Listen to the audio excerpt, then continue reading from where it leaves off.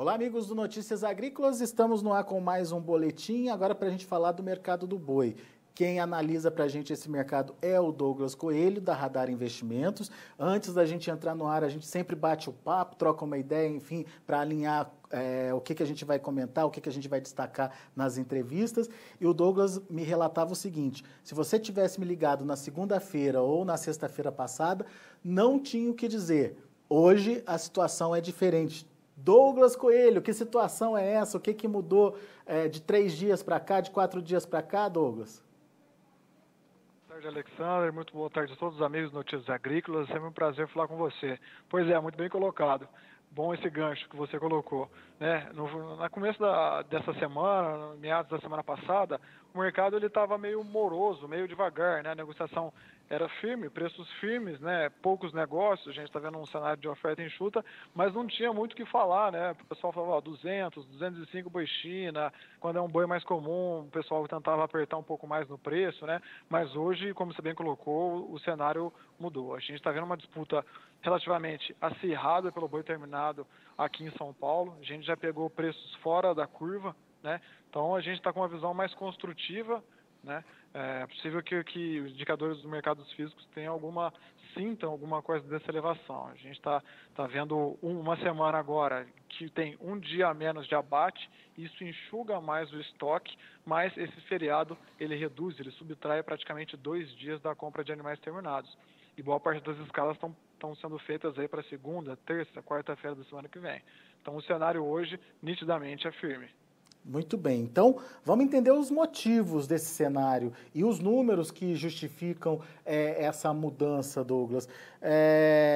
Enfim, aonde que vem a força para essa mudança acontecer? Bom, acho que são alguns fatores, né? Pelo lado da carne no atacado, a gente está vendo uma valorização com algum espaço ainda para ser contínuo nos próximos dias. O preço do frango na granja subiu, a competitividade da carne suína em relação à carne bovina favorece a carne bovina, né? A carne suína subiu bastante nos últimos dias, né? Esses são fatores aí pelo lado da demanda, que tem um estoque enxuto hoje, como a gente colocou no início da conversa, né, em função dos abates. Esse é um fator. O segundo fator seria a própria oferta de animais terminados, né? A gente já passou praticamente a safra toda, a gente vê não só aqui em São Paulo, mas nos demais estados uma oferta mais limitada em função de disponibilidade de animais, né? Então a gente não vê muito espaço para uma saída relevante de animais que pressione esse mercado, né? Então tanto a demanda quanto a oferta continua contida, né? Então esse cenário que está desenhando esse possível embasamento aí de preços maiores. E você falou aí de valores da carne. De quanto para quanto? No começo da semana a gente tinha cotações da carcaça casada aqui em São Paulo ao redor de 13, era 13,02, 13,03. Ontem já teve uma ligeira alta de 13,03 para 13,07. Hoje a nossa referência subiu de 13,07 para 13,20. E tem espaço para continuar subindo pelo que você comentou? Sim, correto. Mas em função de uma menor oferta de animais, então, menor oferta de matéria-prima. Ou tem alguma demanda nova no radar aí também, Douglas? Pelo lado da demanda interna, a gente não teve grandes alterações, né, nos últimos dias, mas a gente vê com os dados do IPCA, até os próprios dados que saíram hoje, né, que a alimentação ela foi o principal gasto das famílias na quarentena nos últimos dias, nas últimas semanas, né? Então a alimentação continuou demandando aí, o pessoal que come carne não deixou de comer carne, né? Houve inclusive até uma renda adicional, né? Há teorias que tem uma renda adicional com esse auxílio. O governo também ampliou a duração desse auxílio, pelo que a gente está vendo, né? E além disso, já a partir do dia 15, parte dessa quarentena já vai começar a ser flexibilizada. Então, esses braços adormecidos de food service, de cozinha industrial, né, já pode começar a acordar e se somar a esse cenário que a gente teve também. Acho que essa é a visão em relação ao mercado interno, embora não teve nenhuma mudança brusca até o momento. Existe uma expectativa de melhora da demanda, mas que não dá para dizer que é uma mudança plena ainda, né? É uma retomada, certo? Exato, exatamente. Uma visão de retomada, a gente já vê alguns shoppings reabrindo, algumas lojas reabrindo em alguns lugares, né? Possivelmente mais estabelecimentos devem reabrir, né? E se somar essa demanda que a gente teve agora também. Com um cenário de estoques enxutos no atacado, né? A gente veio para essa semana já com um cenário de uma carne enxuta na indústria, né, no atacado, com uma semana menor, seja de abate ou de compra de bovinos. Por uma própria estratégia dos frigoríficos, né, que vinha sempre comprando da mão para a boca sem saber como é que seria o comportamento da demanda mais adiante, né? Sim, exatamente, exatamente. E até pelo bem da pecuária, do PIB da agropecuária, né, que querendo ou não puxa parte do país, todo esse setor de alimentação, o setor agrícola foi bem resiliente, né? A crise não passou ainda, mas a gente já consegue ver uma luz no final do túnel. Tá, você falou de uma recuperação de preços, que preços você tem como referência? E você disse que viu contratos até acima, fora da curva aí já acontecendo. Sim, ontem nossa referência aqui para São Paulo era de 205,50. Hoje a gente acredita, né, teve uma alta, que ela esteja mais próxima de 207,50, mas hoje já foram apurados negócios de 210 até 215 em São Paulo. Ah, é? E esse movimento está sendo acompanhado lá fora também? Lá fora, que eu digo, fora do estado de São Paulo? Sim, a gente vê um cenário parecido, principalmente em Goiás e no Mato Grosso do Sul. Em Goiás os preços estão firmes também. E no Mato Grosso do Sul, onde o confinamento não é tão relevante, né, a clássica e tradicional pecuária brasileira de pasto, né, a gente já vê, sim, preços mais firmes. Muito bem. Então, a gente já está vendo uma evolução dos preços, que, na sua opinião, veio para ficar ou é pontual ainda, Douglas?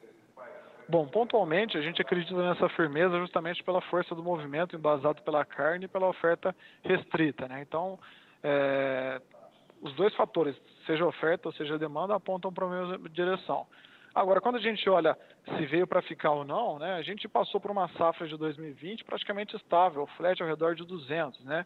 Pensar que a saída de animais terminados vai começar agora, sendo que a gente já está 1 mês e meio, 2 meses já com seca, né? E já passou por algumas provações maiores, né? O mercado futuro derreteu no 171 no outubro, na época do corona, muita gente com um pavor grande em relação à doença, né? A gente já passou por algumas provas de fogo e essa oferta adicional de pasto, ou oferta residual, não veio ainda, né? Então, é possível acreditar que haja pouco espaço para ver essa disponibilidade maior de animais terminados, né? Então, é possível dizer que esse movimento de tendência, de firmeza, pode ser mais contínuo, sim. E oferta de animal confinado ainda não deve aparecer, né?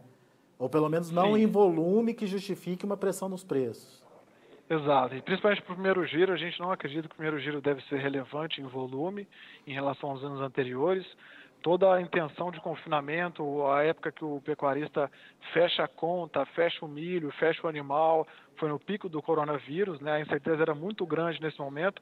Hoje em dia, sim, já tem até alguma demanda relativamente maior aquele período para fechar animais para o segundo giro, mas a gente acredita que o primeiro giro deve sentir mais relevante aí esse efeito do temor, né? Da apreensão, e a intenção de confinamento deve ficar um pouco mais afetada nesse primeiro giro, que pegaria aí agosto, né, julho, né? É uma ciência mais biológica do que matemática, então a gente não consegue colocar em meses ou em dias como que seria a dinâmica desses meses, mas a gente está bem com a visão bem mais construtiva para a arroba e mais restritiva para a oferta nesse período.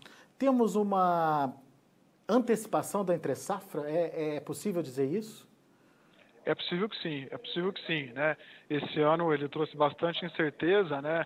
A gente está vendo que a recuperação da economia com lojistas, com o pessoal que está conseguindo reabrir alguma coisa em shoppings, né? Está sentindo um pouco mais, né? A gente acredita na recuperação em V, e se realmente vier alguma força maior e essa oferta de animais terminados continuar restrita como está nesse momento, é possível pensar numa antecipação de entre safra assim. Não seria um ponto fora da curva não, Alexander. Muito bem, mas explosão de preços ainda não.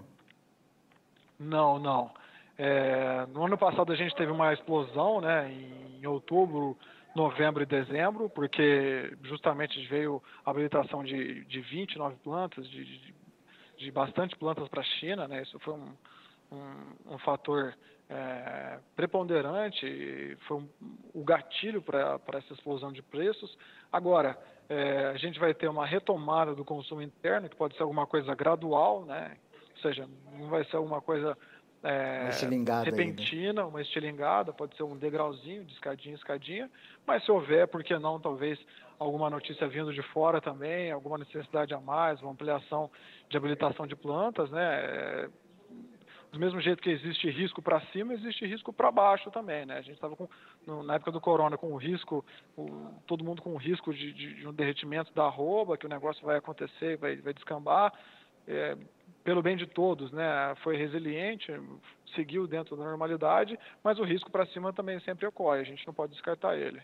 No radar agora tem essa questão da China, principalmente tentando renegociar contrato, enfim, os frigoríficos relatando aí que não conseguem avançar muito com novos contratos. A gente teve, inclusive, depoimento de pecuarista aqui no Notícias Agrícolas, falando de uma demanda mais enfraquecida, não falou em fim de demanda não, mas uma demanda mais enfraquecida por animais China.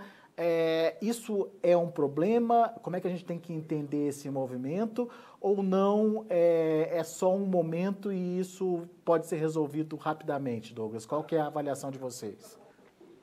Bom, no nosso levantamento aqui, a gente vê que algumas indústrias de São Paulo, elas, mesmo com escala relativamente longa em relação aos outros frigoríficos, né, ela faz China, que ela continua demandando animais da mesma forma, paga relativamente bem para esse tipo de animal, né? Não só ela, mas outra indústria também está precisando, quer colocar boi para dentro, vamos colocar grosso modo, né? E quando a gente olha para os dados de maio de carne bovina, Alexander, o preço em reais por tonelada, né, ele ficou 60% acima, né? Não foi 6, não foi 16, foi 60% acima. Em maio de 2019, a gente exportava carne bovina por R$ 15.532 por tonelada e em maio 20 a gente exportou por 24.814. Então, é uma puxada muito relevante, muito forte. Do mesmo jeito que o pecuarista sempre tenta vender os seus animais mais caro ou a indústria tenta comprar essa matéria-prima mais barata, a China, como importador, tenta renegociar, né? Ela pagou 60% a mais de um ano para o outro. Então, ela quer tentar comprar relativamente abaixo. É natural, é dentro do mercado, é um comportamento de mercado tentar comprar relativamente um pouco abaixo aí, talvez 50%, 55%, né? Mas isso não comum. significa que a China vai demandar menos, então? Não. Até conjecturando também, contextualizando com os dados que a gente vê, com o dado de maio, se a gente for somar carne bovina, carne suína e carne de frango, né, a soma do volume embarcado dessas três proteínas foi, em média, 67% acima da média exportada no ano para essas três proteínas. Então, mostra um pico muito forte, né, um aumento de consumo muito forte. Isso mostra a necessidade que o país possui em relação à proteína de origem animal, né? O gap lá hoje gira ao redor de 24 milhões de toneladas, né? A gente acredita que a fome continua vindo de fora, principalmente de China e Hong Kong. Eles podem tentar renegociar algum preço ou outro, que é comum, mas a demanda deve continuar alta, né? Toda essa questão estrutural, né, deve continuar em 2020 e talvez aí em meados de 2021, porque a crise da peste suína africana foi contundente lá e, de toda forma, eles estão tentando repor isso onde há matéria-prima de qualidade com preços atrativos, como aqui no Brasil. E esse, entre aspas, exagero de compra em maio pode refletir num arrefecimento, de repente, agora em junho, das compras chinesas? Sim, é possível que sim. O volume embarcado em maio foi muito forte, 155,1 mil toneladas, né? Ficou 5 mil toneladas abaixo do recorde que a gente teve aí em outubro, novembro de 2019, que foi 160,3. Então foi muito forte. Acreditar que vai se manter nesse patamar, talvez não seria plausível falar. Apesar que a gente teve só uma semana, né? E a gente está extrapolando os dados dessa semana para o restante do mês. Então, se a gente fosse extrapolar, daria ao redor de 115 mil toneladas, que é uma queda de 26% em relação a maio passado, agora, o último mês, mas no mesmo patamar aí de junho de 2019, né? 0,5% acima. Possível que tenha alguma correção, né? A gente tem mais 3 semanas a serem contabilizadas, mas entre 115 e 120 aí seria alguma coisa factível, não seria um ponto fora da curva, não. Bom, de qualquer forma, diante de todos esses argumentos, dá para dizer que a gente está entrando num momento diferenciado aí para o setor? Sim, acho que nos próximos dias, né, hoje, sexta-feira deve ser um dia bem fraco de negócio também, então a escala não deve evoluir de maneira relevante. E a gente pode ter dias mais firmes para arroba, assim, seja hoje, seja sexta, segunda, quarta, até essa situação de escalas aí da mão para a boca serem normalizadas, né? Se a carne continuar ajudando também, a gente pode ver alguma firmeza para arroba. Agora, esse mercado é um mercado de dia a dia, né? Vamos ver como que vai se comportar a oferta também em meados de junho, se essa restrição de animais terminados deve continuar e sustentar esse movimento. Muito bem. Mercado analisado, Douglas Coelho, teve o que dizer hoje, hein, Douglas?